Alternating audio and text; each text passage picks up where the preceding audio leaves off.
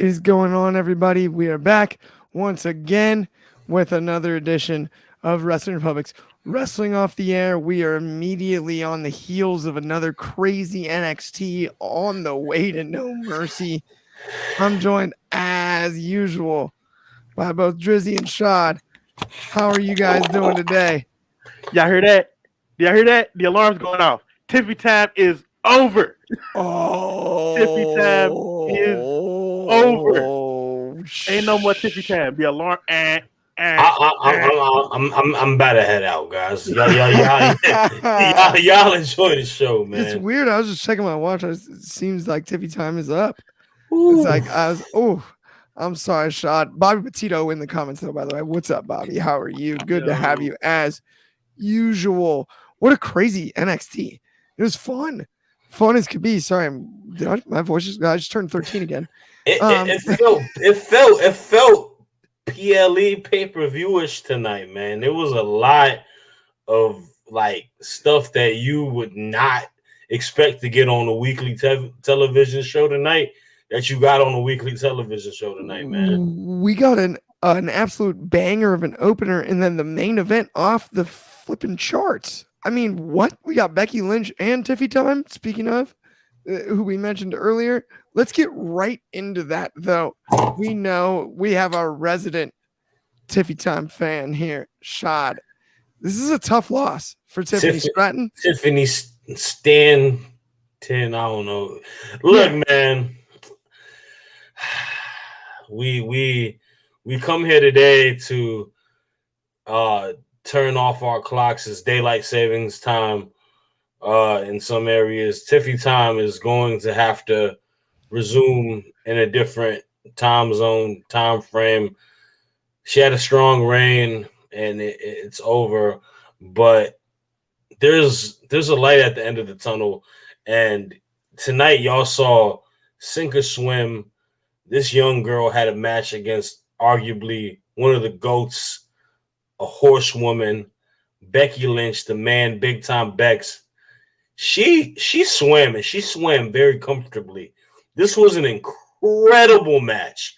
These two women blew it off the roof, man. The roof went off in this match, man. Like, just the initial, throughout the show, you see the segments of Becky in there leading into it, and you just saw how that crowd, that area just erupted as soon as Becky's music hit.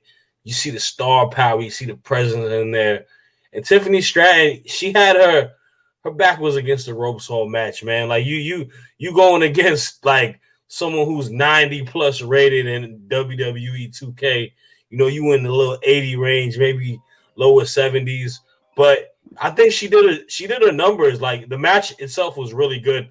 Becky Lynch is so good as a ring general in my opinion. Like she's so good at understanding her opponent's strengths and weaknesses, and she made Tiffany Stratton look very strong for what she's good at doing in the ring. Vice versa, Tiffany Stratton did a great job within letting the initial move sets that Becky does and being able to sell. And they had a good match amongst both styles. The final ending sequence with her going with the prettiest moonsault reversal leading to the manhandle slam, great. Becky Lynch deserves it. Truthfully, we know it. As much as I'm a Tiffany Stratton stan, Becky Lynch deserves it, man. She did not get that NXT title, women's title yet, and now she's able to put that on her illustrious resume. And I mean, I know that you mentioned that we're going to talk about it. Tiffany Stratton, like I said this a couple months ago, I think she's arguably the best women's wrestler under 25. She's got it all to get to that main roster. Whenever they're ready to move her up, you got to put her in prime position. Like how they have Zoe Stark up there, slowly getting up there on the upper chains. Like Tiffany Stratton will need to be in that same trajectory. You got to put her in a prominent, feud with a top star or a role, wherever it may be. And you just got to let her shine, man. This is the next superstar in the women's division.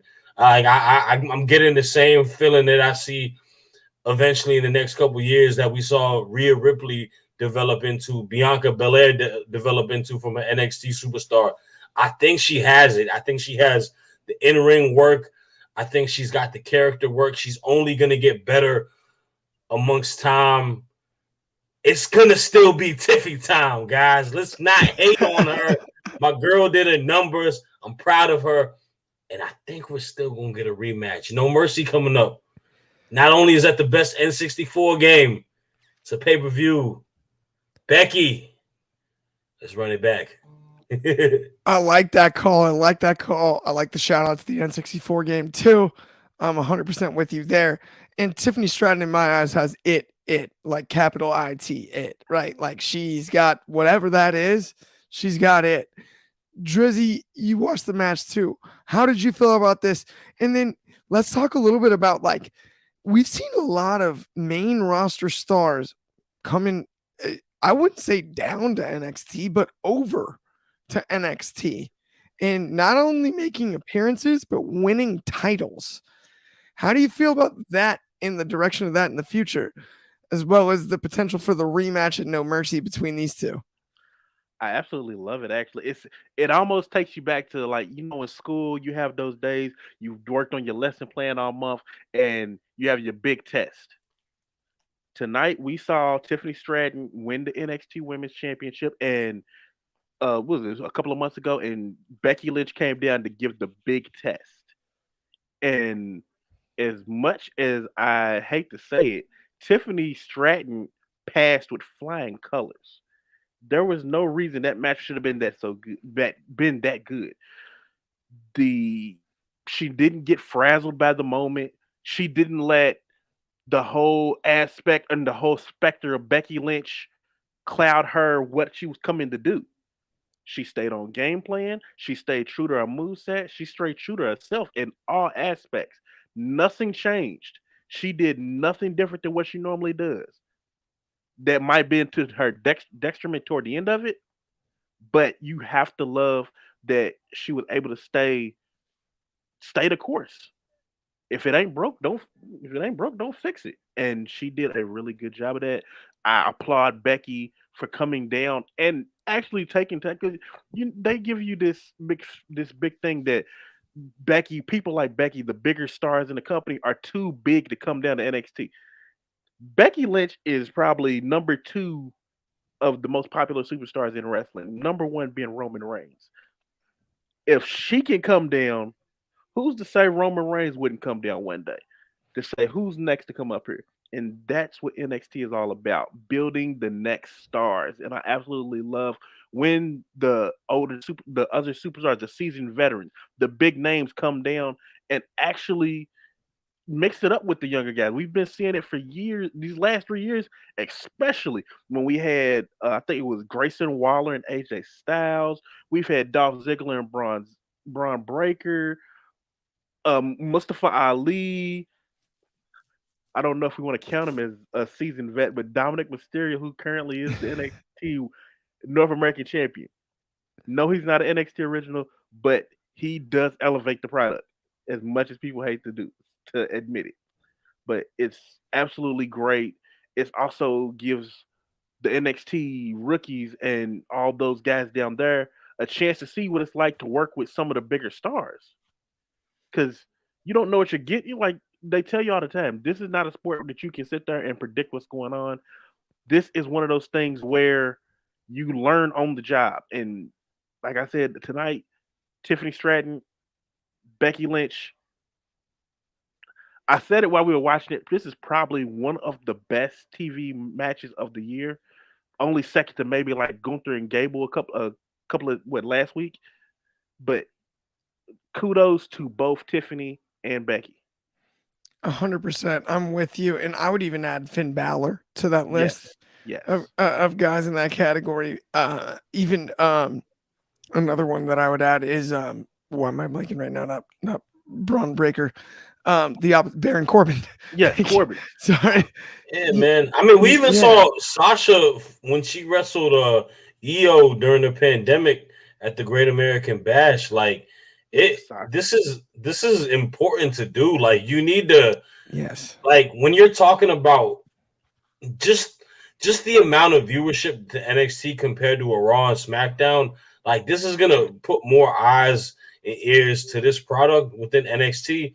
And like to Drizzy's point, man, you got to develop new stars. This is the easiest way to put people in position to develop this next crop of stars for the main roster, man. Like, you mixing, and it allows you to create storylines to when they get on the main roster. If you want to even go into that, like, it's very important. And I think kudos to Triple H. A lot of people initially were trying to say that, what is he doing with these call-ups?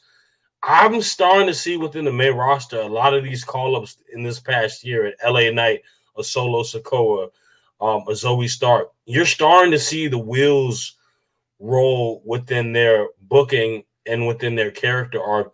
And I think we're going to just continue to see it, especially you can't have the same, old faces forever. You got to create new stars. We're going to see it continue happening. This is what the pipeline is of NXT now. I think it's interesting to your point, right? We look back only a few years ago. The NXT title was defended at Mania. Yep. Right? During the pandemic and whatnot. And I feel like we're kind of on our way back to NXT being viewed in that same light, where there will be NXT matches on this next WrestleMania card.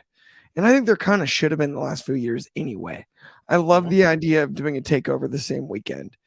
There are certain NXT wrestlers and rivalries and things that happen on NXT that can build towards a WrestleMania match. We've seen it, and we've seen it work before, and having the crossover, I don't have an issue with, especially because in my eyes, the draft in the first place was between Raw and SmackDown, and they haven't honored that anyway. So do what you want going between NXT and Raw and SmackDown, as far as I'm concerned, right? Yep. That's the way I look at it. But we've got some comments here. Bobby Petito, I could see Kiana James wrestling against Becky Lynch, since Kiana James did interrupt Becky Lynch's segment with Mackenzie Mitchell. Not a bad call there, Bobby. Another one here from Bobby Petito. Are you guys looking forward to watching the NXT Women's Breakout Tournament? Of course. Yeah, for absolutely. Sure. Lola Vice. It's Lola Vice season. Yeah. We all came to the agreement. Lola Vice running through that tournament. What you mean? I think so too. Boy? I think so too. Absolutely. I'm with you there. And then Bobby, great point. Natalya was at NXT too. She wrestled with Cora Jade. Great call, Bobby. Let's continue it, man. There's so many, like, even with Dana Brooke on there too. There's so many women. Yes. There's so many women on the roster that you can, like, even the men on the roster too. Like, you could throw in like, Tozawa now. Like, I don't want to wind you up about Tozawa shot, but I'm just saying. Y'all not gonna like what I say about that. No, I'm with you on that. We talked about it for weeks, man. But, right? Like, you know who I would love to see in the women, a person that doesn't get utilized on a women's roster that I would like to see kind of be put in position, like maybe just to kind of like refresh a little bit for her and whatnot, man. Like, just like let's bring back like a Candace or like a Nikki Cross just for a little bit, or somebody like that, just to kind of like get them some legitimacy back, man. Like, Candace would be the one in my like, just because there's just because like, and I know it's a little fresh on it, but like Candace is like really one of the GOATs in the NXT women division. Like, just bring her back for a short term and like let her be, whenever you crown this new champ, let her run Becky, some things for a little bit. Let her run a little bit, man. Like, just because if you're not doing stuff with people, like, at least give them something to do, But that's neither here or there. I'm with you on that. Actually, Candice LeRae, I think, is the most logical one. She just has been misused, basically. On it. And I hate to be this guy that says this because I think it's unfair to Candice. Well, you know what else would be interesting though? What if Trish came down to NXT? Well, that'd be amazing. I would love to see Trish. That would have been the icing on the cake for Trish's last run if she could have come down there. Because, like I said, when she was coming up, they had to learn on TV on the road in front of everybody, where there was no NXT. So that would probably be full circle for her. And also another thing that comes with bringing those people down, the experience. Yeah, there are just some experiences you cannot You can't fabricate. You need to be able to talk to, hey, what did you go through when you went through this? What did you do through this? What move do you think I can tweak? Those things are invaluable. It's so true. It's so true. And we got another comment here from Bobby Petito, and it's a pretty good one here. What about Emma or Tegan Knox? Emma. Tegan Knox, Tegan Knox was so great on NXT, but I feel like she did everything she could there. I think Emma would be good because Emma would be good. Because Emma in a platform like NXT, like when she just to kind of go upon what she did a little bit before she came back to WWE, like on Impact, I feel like in a circuit like NXT, kind of similar to within a booking of how it is on the Knockouts division with the NXT Women's division, I think it would be beneficial for her. I feel like you can mix it up with a lot more people, and it could do good for her. Tegan Knox, like you said, yeah, she's kind of done a lot over there. And I almost think Tegan and Dakota Kai need to be repaired on the main roster in a way where they emerge together somehow. Kind of wipe the slate clean for both. Both of their best work was together or against each other, in my eyes, in NXT in the first place. Mm-hmm. And we have both on the main roster. Such a good story. Let's do that, right? It's an outstanding story. And so I'm not saying retell it on the main roster. Yeah, Dakota Kai is also another Stan account that I'm part of. She's one of my favorite women's wrestlers in the entire world. And a lot of that is just because of what she did on NXT. But look at us, man. We're talking a lot about this women's division. I know. And while we're at it, let's talk a little bit more just about the women's breakout tournament really quick, because Bobby had another great comment here. He said he's rooting for Carmen Petrovich. I'm happy he knew who that was. I like that. I'm going to have to look into her, Bobby. A full disclosure. We team Lola here, Bobby. I'm sorry, buddy. We're on Lola's side for sure. Mostly the Pack 'em Up gang is firmly behind Lola Vice. Lola Vice for sure. 100%. With that though, let's talk quickly just about the opening match. We had Wesley versus Ilya Dragunov. Crazy match. We talked about it last week. So physical, and what a wild opener. That, to me, between that match and the main event, that's what made this feel like a special card by comparison, right? It wasn't like it didn't have a special name like the one a few weeks ago or whatever. It didn't need one. This was as good as you could ask for out of NXT. And out of the gates, we had Wesley versus Dragunov. Dragunov got the win in a super physical match. Shad, how did you like the opener? Bro, I need some ibuprofen for my body because Ilya Dragunov was hitting some crazy blows on Wesley. This match was so good, bro. Like, we watching initially when it started, and I was just like, ooh, ah, like so many crazy spots within this match. Dragunov was beating Wesley's chest apart with those chops and just all the elbow blows and all. There's just a lot of great dynamic to it.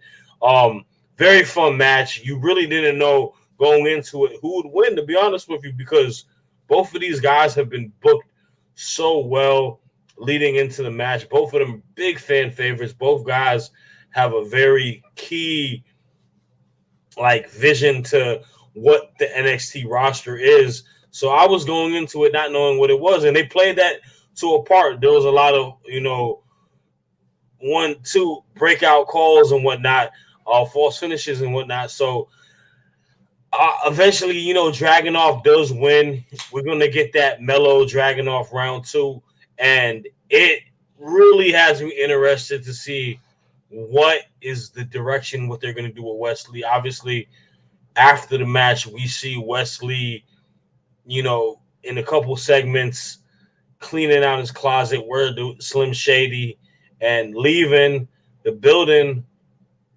I'm curious to see what the direction is. This is a call up for him. I don't know. We'll have to wait and see. In regards to Dragunov and Mello, we knew what they did the first time. This second time at No Mercy, we should expect a classic. And I'm very curious to see what the direction of this match is going to be, too, because is this going to be the call-up season? Maybe Melo gets called up. Maybe Dragunov becomes the future champ. He gets the title off of Melo, and it lets Melo get to the main roster. Exciting times within WWE, obviously, with what's going on in NXT. So, I'm curious to see what's going on. But match itself, man, darn near 5-star in my opinion. I was entertained. Yeah, I was blown away by this one for a television match. Out of the gates, just on a regular Tuesday, I was like, wait a minute. Out the gate, they was you talk about the curtain being jerked properly. Like, yeah, that was no problem. That was easy money. Wesley might need to be in concussion protocol because a couple of them elbows to the neck and the head. No doubt. And on top of that, we see the segments, like you mentioned, with him cleaning out his locker and heading out. Combined with not only that, you mentioned Carmelo Hayes, Mello, and Trick in the locker room, dapping up. But no, Trick, don't. You do your thing, I do my thing. They did a behind these walls thing, and it doesn't seem like Trick's going to be at ringside for that champ match. Dryzzy, your thoughts on that and the future for both Carmelo Hayes and Wesley? So I'm kind of a little hurt because when I seen Wesley take that loss, you kind of get into a headspace like, damn, he's fought so hard for this, and to come up so short so many times. You like, I'm sure we've all felt something like that, and you get to a point where it's just like, shit, what can I do? And to see him clear out his locker, to see him like just take his name off and just go home to his wife, I don't know. I'm hoping it's just a reevaluation and not a I think I'm done with this. I can't go no further. I've hit that glass ceiling that they talk about so much. I've tried to reach for the brass ring so many times, and they're jerking it on me. But I'm hoping he'll be back. He has no place to go but up. He's not at rock bottom, but he's definitely really close to the top. I believe in Wesley to be able to get a hold of that NXT title. As far as and especially after wrestling a match with Ilya Dragunov. Wrestling Ilya Dragunov is not easy in any way, form, or fashion. If you're in NXT, if you're from NXT UK, your matches hurt instantly. Wesley went to toe to toe with him and gave it his all. So we can't be. I'm hoping he's not too down on himself about it. Now, as far as Mello and Trick, I understand it 100%. You want to be a man. You want to stand on your own 2 feet. But you're going up against Dom Mysterio next week. Dom Mysterio does not travel alone. So you have to be prepared for if Finn pops up out of nowhere, if Rhea pops up out of nowhere, if Damian Priest pops up out of nowhere, their rookie in training, JD McDonough, if he pops up out of nowhere. It might help him a little bit. It might help Melo a little bit to have Trick around for a little bit. It at least takes care of some of it. But I'm looking forward to next week. We're gonna get Dom, the demo guy Dom. Demo god Dom. Demo god Dom is out. It's a numbers game though. Melo, don't let pride fool you, bro. That's your brother. Pride is a stupid man's game. I want Trick at ringside. Pride is the devil, man. Don't let your pride get to you. That's your brother. You know, he might want to get that little gold title off of you, but that's not for the match next week, man. Don't let Melo lose the dirty Dom. If it's me, I want Trick at ringside, no question. All day long. Y'all might want to call Mustafa Ali too. Man, call us. Whoa. Send a flight. All 3 of us will be there next Tuesday. We got you. We got your back. Get my Goldberg on. 100% with you. I gotta. If you're flying me out, I'll be in Colorado though. So send that to my. I'm in the DMV. It ain't that expensive of a flight. I'll go Spirit, bro. Let's go. Okay, but with that, let's talk about Braun Breaker, aka Scott Steiner's son. Not really. He's Rick's son. But did he sound any more like Scott Steiner than he did today? Shad, Holla you if and you I hear watched this me. Holla if you hear me. It was Big Baby Holla Daddy vintage. if you hear me. It was as Scott Steiner as he's ever sounded. Little Papa Pump over there, man. This segment was so funny, man. All right. Well, first and foremost, let me get this out the way. Prayers goes out to the bro Von Wagner. You know, they mentioned the just absolute malicious, disgusting, violent act that Braun Breaker did last week. You know, willingly knew that he had issues and just continuously attacked his head, even though we saw it didn't really hit his head on the side. Cell phone footage from the fans. It doesn't matter. This is kayfabe. You messed up, Braun, for doing that. But what best wishes? I'm excited to see what we get from Von Wagner coming back. In regards to Braun Breaker and Baron Corbin came out, did what he had to do, you know, basically saying that this was a devious act that Braun has put, but then congratulating Braun and making it seem like, hey, man, like, that's what's up. You did your thing. Braun basically telling him, like, haha, I don't like you. We're getting the Braun and Baron Corbin feud. We're getting this match at No Mercy. I thought it was solid. The promo work from Braun Breaker, like you mentioned to your point, very Scott Steiner-ish. He's got his uncle's voice to a T when he cuts his promos. Like, it's just so synonymous to it, especially within this one. But it was solid overall. I mean, Baron Corbin kind of led the dance with it throughout the entire promo work. Baron Corbin being the vet that he is. And Braun showed some fiery passion. Braun got in his bag about it. And I'm excited for the match. I mean, it shows you that they see that star power and that main roster potential in Braun Breaker that a lot of us as the fans see. Like, obviously, in-ring work, athleticism, all of that, he's got down to a T. He's slowly getting better within character work. Like I've mentioned before, I think the heel dynamic has benefited him a lot. I think he wasn't that good as a babyface, and I think him as a heel is a lot better. I mean, he's got, you know, the Scott Steiner-esque to him. He got a little bit of the Goldberg sprinkled into him, and I think he's found a safe spot for what he does as a character.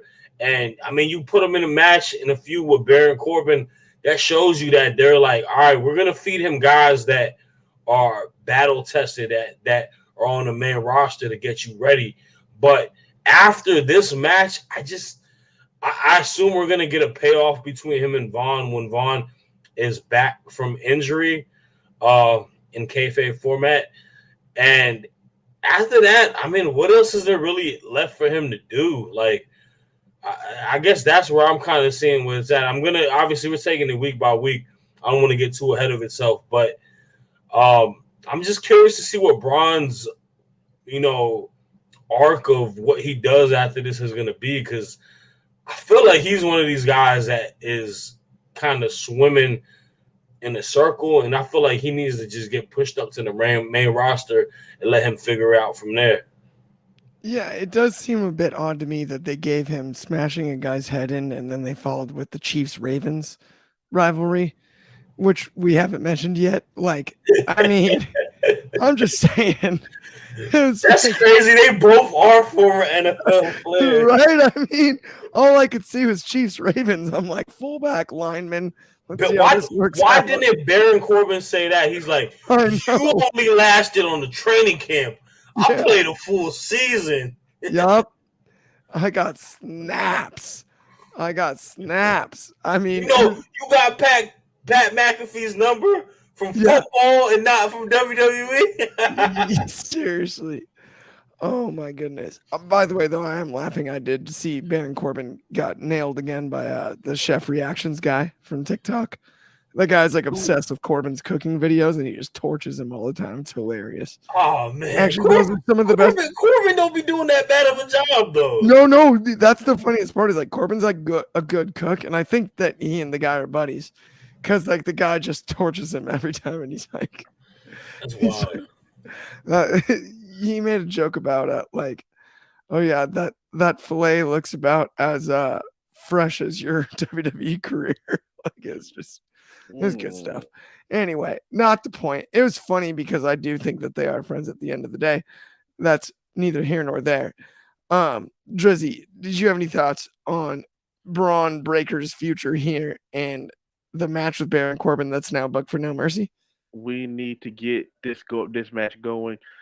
I love when they have the big guys that destroy each other, and when we got Dominic Toretto, Braun Breaker. Dominic Toretto.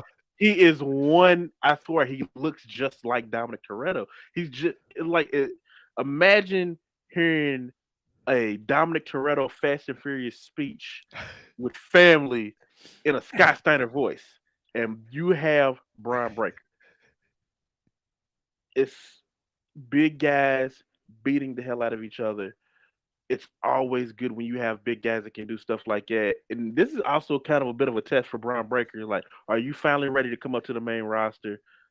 And at the same time, this gives Baron Corbin a chance to kind of revamp that character some more before he goes back up, because he's going soon.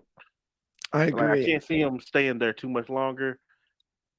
And to a certain extent, I do agree with Shad about him just kind of swimming in circles. And there's a couple of them that are doing that. I really don't. The biggest issue I've had is I don't think that Grayson Waller should have came up before Braun Breaker came up.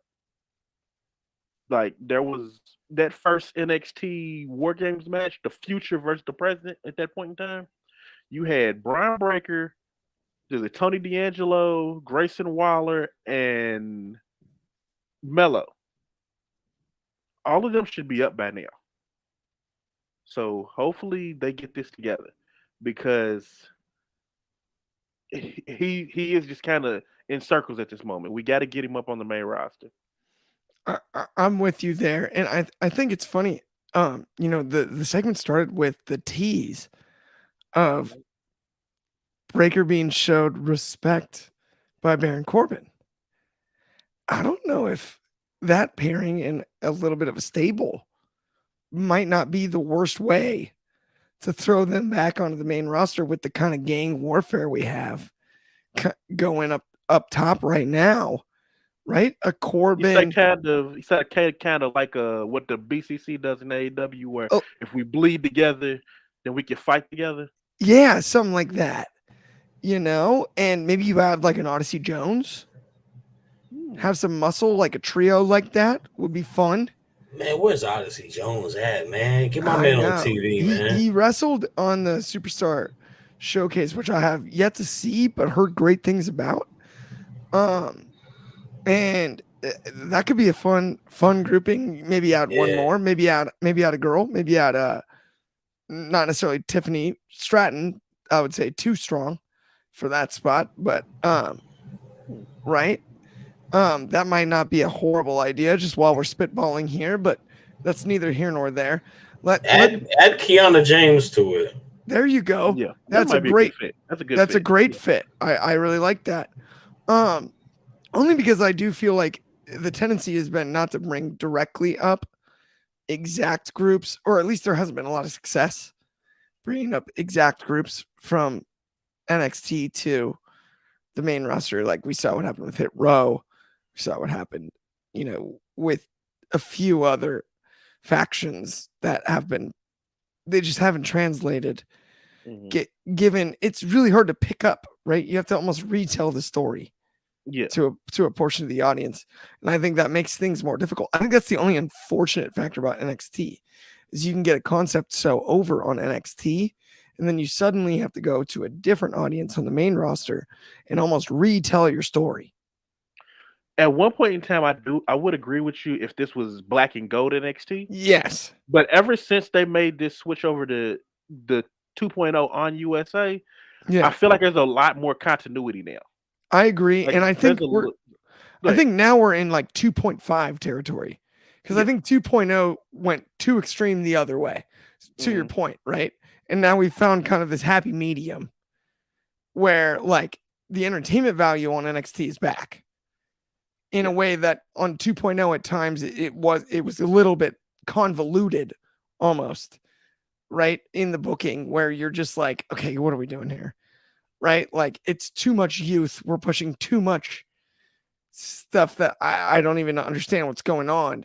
Now we're back to we've struck a balance in a way. I would almost call it NXT 2.5. Yeah, a lot of those people that they initially brought up within the 2.0 era has finally gained reps and comfortability and kind of built themselves up where now it's like I agree. I think it's like a good middle place. And I mean black and gold era is like it's nostalgic. It's nostalgic, but I think for what the current framework of what WWE is trying to do and it being truthfully more a developmental brand to build up stars, I think they're in a good place now. I think it took a little time to get there, but I think they are in a good place now. And I think they blended it well, adding a lot of obviously we said main roster people onto it, but a lot of people from the UK brand onto it now. I think it's a very strong blend of a roster. Definitely. And let's talk about women's division match really quick. We've got Dana Brooke and Lyra Valkyria. And an awesome match. Drizzy, I'm gonna toss it, or Lyra, sorry. Valkyria. I'm gonna toss that right to you, Drizzy. How'd you like this one? Dana, you after the match saw the attack. This heel turn's happening, isn't it? What's wild is when they actually give Dana Brooke a chance to do something, she's actually very enjoyable in the ring.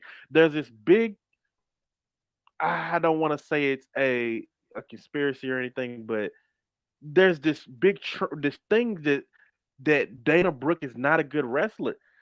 She did really good in the ring tonight. I don't understand why that is, and I know a lot of it's just because of what you get on the main roster. She's been a lackey, she's been sidekick, she's been a jobber, a joke, and they're finally giving her serious roles. She's waiting to snap, and I'm ready for it. I'm anticipating. I'm ready for it. I can't wait for it to happen.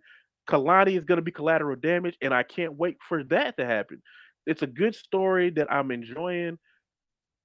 We got to keep giving Dana Brooke these reps. She's only going to get better if you only get better as many times as you keep practicing. You give her reps, you get good stuff like this. Absolutely. And I think it's interesting. I think it's funny. As much as Dana Brooke has shined, I don't know if she's not the most valuable one in her pairing.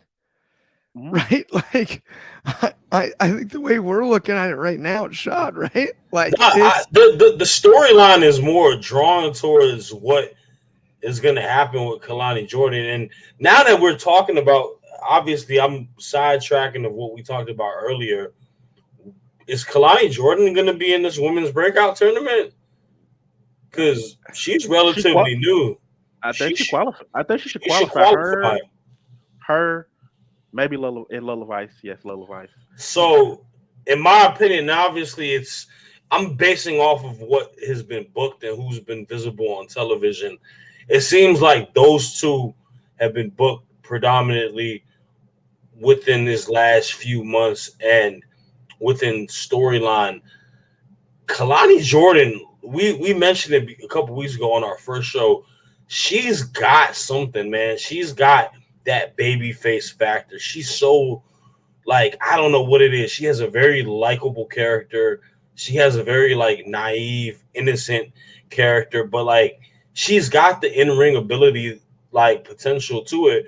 And the match itself was whatever. It was a pretty short match. Like I mentioned, shout outs to Lyra Valkyrie. She's got Becky Lynch. She's like a little mini Becky Lynch. She got the same move set as her. She's doing what she needs to do. Dana Brooke doing what she needs to do. But I'm so intrigued by this Dana Brooke and Kalani Jordan dynamic because it's like we're waiting to see when this is going to just break.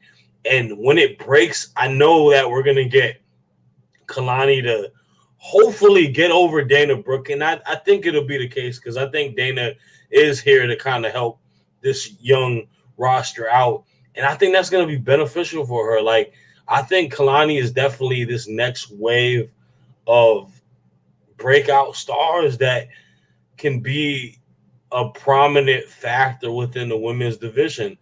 And yeah, I think she in my interest has overshadowed what Dana Brooke does. I talk about her a lot. I totally agree. Kalani Jordan has really stood out. I almost wonder if she's too big time at this point for the breakout tournament. In some ways, like I don't know if that necessarily is necessary. Not no pun intended. I didn't mean to Dutch there, but like I don't know necessarily for her that's something we have to do. I think she's shown out enough. I actually think she needs to be in it. You think so? In fact, for this story, I would not hate it if she's in it and inadvertently Dana causes her match. Yes. Now we're talking. And I think that's what I feel like that's what it's going to be booked as because that's an incredible way to continue this storyline between her and Dana Brooke and allows someone like a Lola Vice to possibly win the tournament. Obviously, this is me and him spitballing ideas because those are the two that we know that are new that we see visibly.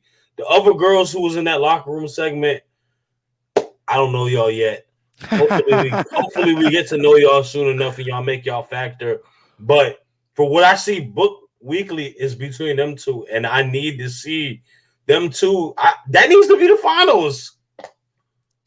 I couldn't agree more. Pencil it in right now. We know the finals for the women's breakout tournament. I'm definitely cool with that for the finals.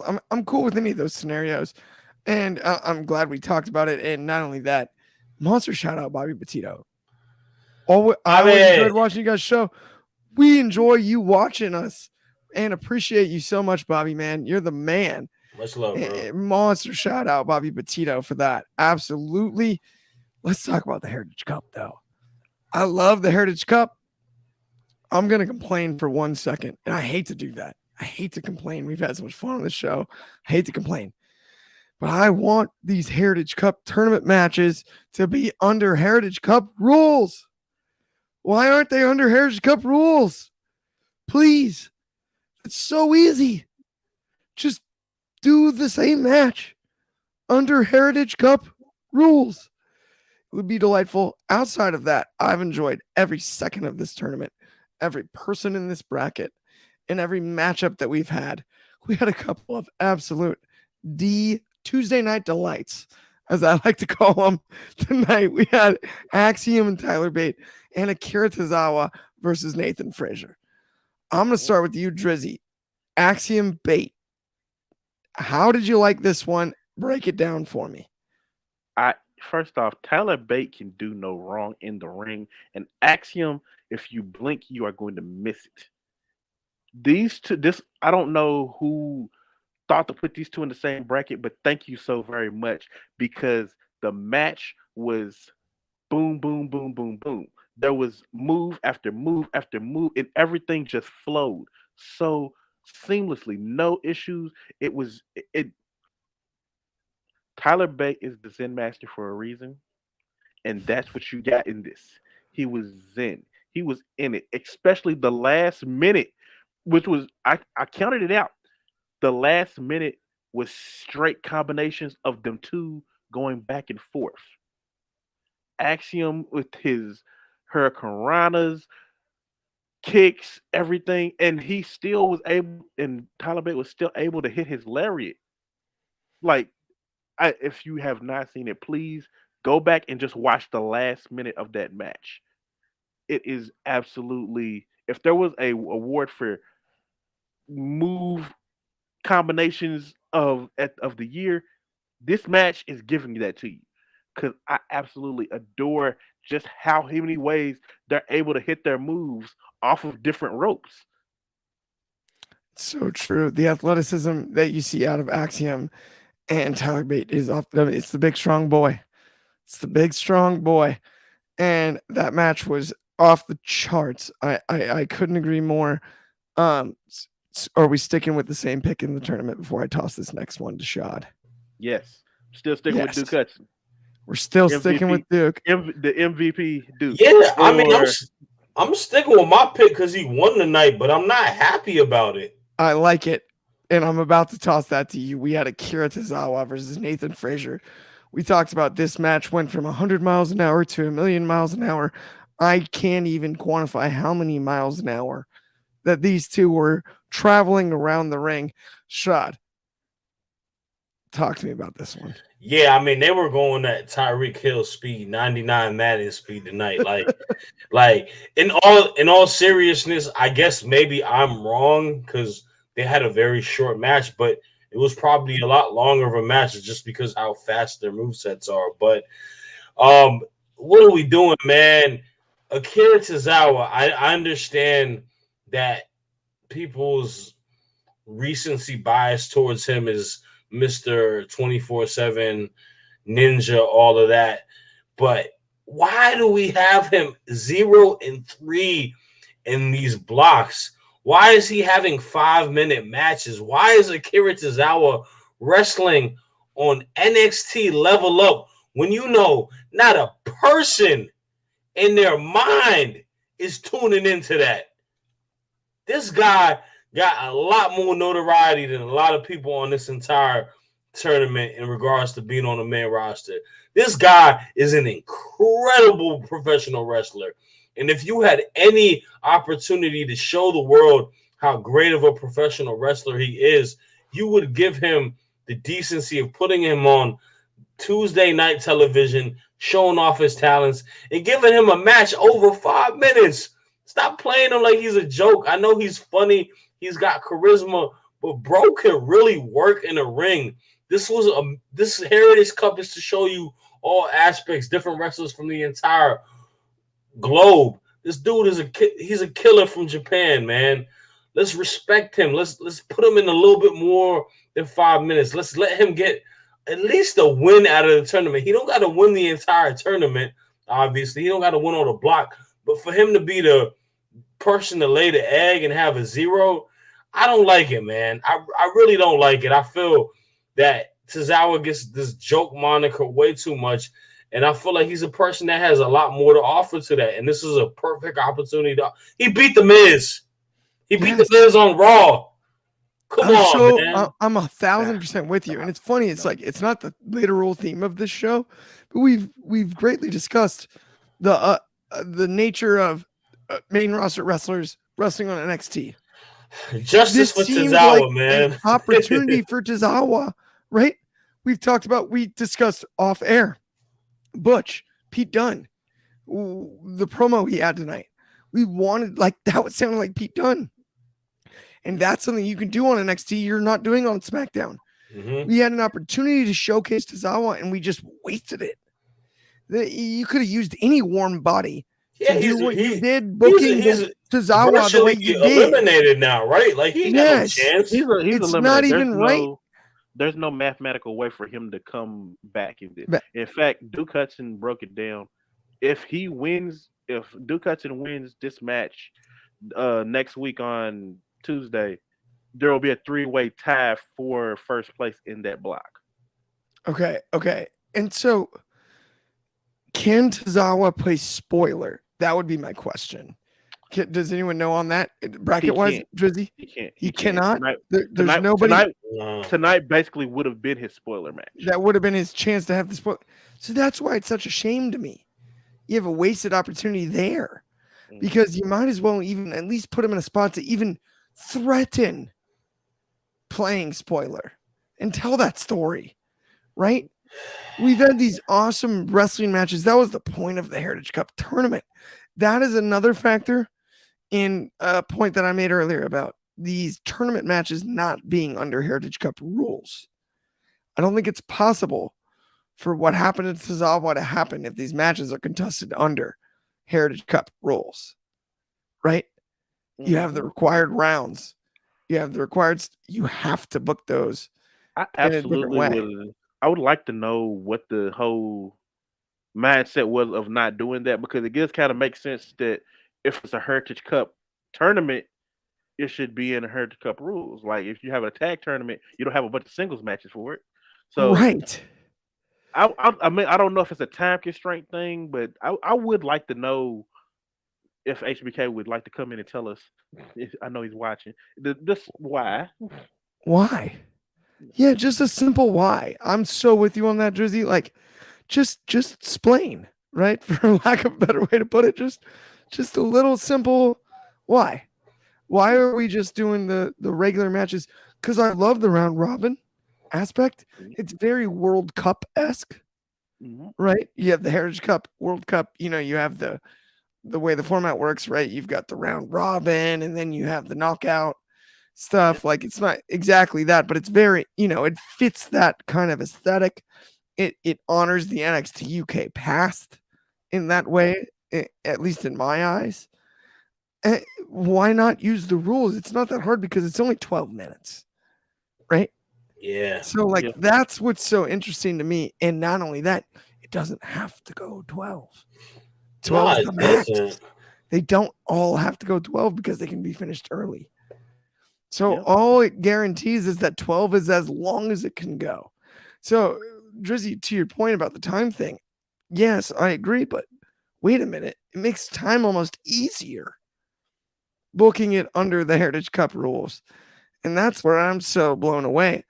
Because that final, I'm sure, will be a 15-minute time limit. That's what they used to do, I Mhm. believe, under the right when they do it for the actual cup, when they get Yeah. all the way there. And in fact, that might be a great way to do the finals. That for that winner of Block A and Block B, have that actually be a Heritage Cup rules match. I think it has to be, right? Yeah, I don't know. Is it the last semi blocks, or is it just the finals is a Heritage Cup match? I really hope that they at least do the finals under Heritage Cup rules. I know that I would assume the finals is going to be a Heritage Because Cup. also my favorite We'll part see. about the Heritage Cup format is the dynamic with the corner Mhm. Yeah. and Nomdar with Metaphor. Oh, Mhm. those corner spots will be hysterical. No matter who's on the other side of that, they'll be too good. That has to be under Heritage Cup rules in my eyes, at least. Yeah. Let's talk about our last night. Last match we're gonna talk about tonight, which is Idris Enofe and Malik Blade versus the Creed Bros. Match This of was the a year. fun tag match on TV. No, dead seriously, I truly enjoyed this one. Like I'm gonna toss it to you, Shad, first because we watched this together. Creeds look great, and then I'm gonna toss it to you, Drizzy. Yeah, no, I mean this match was definitely a fun match. There was a lot, like we were watching all together. There's just a lot going on. From the entrance, I know Drizzy's gonna talk about it too. Idris Enofe, gear of the year, man. That man looked like a birthday cake with the colors in the jacket and in the crown. Like he looking crazy. And then Malik Blade, you know, these guys. But in all seriousness, though, the match itself was fun. I always appreciate and enjoy Malik Blade and Idris Enofe. I think they're like really good within the tag team spectrum. They're able to sell so well. They got nice high flying moves. Idris Enofe to me has like the potential to be like a really solid superstar within the WWE, and whenever he gets an opportunity to get onto the main roster. And them as a tag team, like they have a good dynamic. They're, humorous, they're funny, but they're able to do what they need to do. There's a lot of athleticism within them. But yeah, I mean, the story is the Creed brothers, right? These guys, like, just doing what they do. Another day in the office, like, Julius and Brutus showing why they're like one of the best tag teams in WWE in general. Like, good little short bout, and the story after it is just like there's chaos in this tag division, man. There Like, is. there's so many different tag teams. We got the Creed brothers, we got Idris and Malik. We got the two GTA characters. I don't know their names, but we got those two guys. Tony D sitting around. And then we got the tag team champs, the family. They sit in cool, calm, and collective. You let the chaos happen.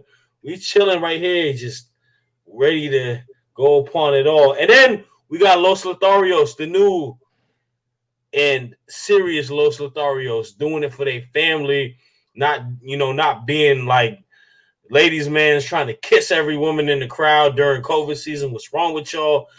Not safe at all. Both of y'all are married, I'm pretty sure too. Shame, shame, shame. Be faithful. It's lit. No, that was golden. I did not know that's where you're going with that, but that cracked me up. I'm sorry.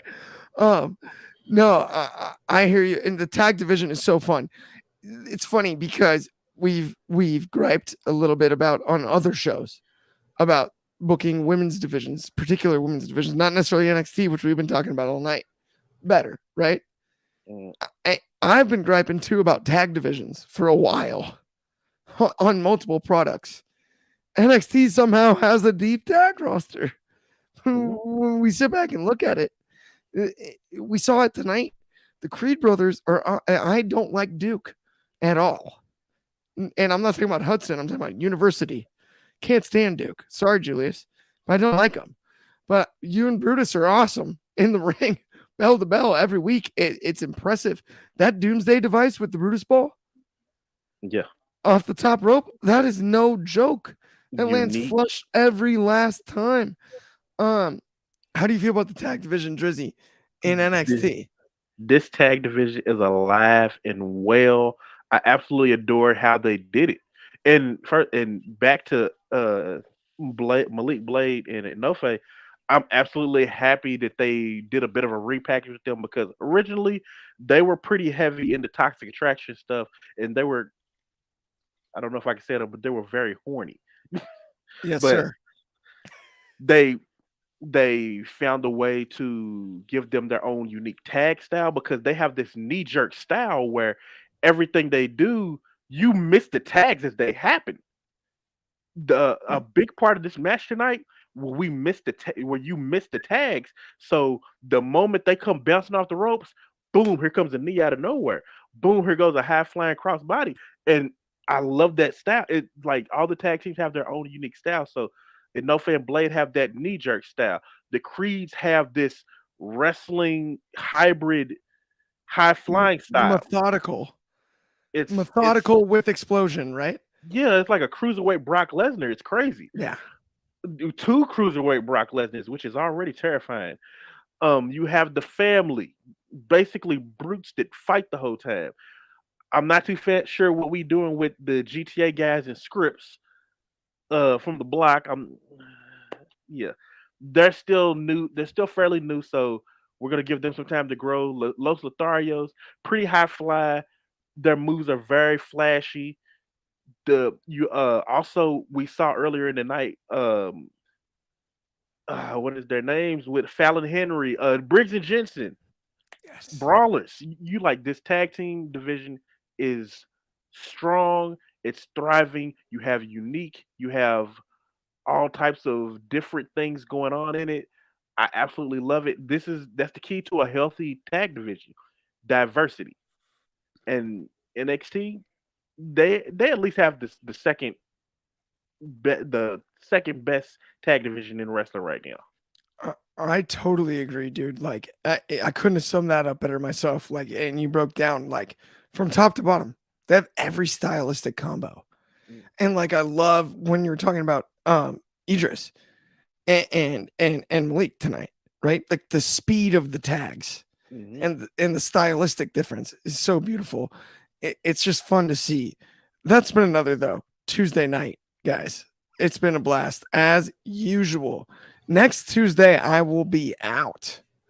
So I'm leaving the keys to the crib. I'm leaving the keys of the crib with the homies. So you guys better take care of it. I will see you guys in 2 weeks for Tuesday night, and I'll be stoked because I got no doubt next Tuesday's gonna be awesome. I'll be tuning in. I'll tell you what. We're running amok next week. I'll be riding those comments. NXT. Yeah, y'all this is a takeover. Y'all better not muddy up the house, boys. I'm kidding. Y'all better not. No, I'm kidding. No, yeah, I know you guys got it. It's gonna be awesome. If you haven't liked and subscribed, please do so. It helps us out immensely.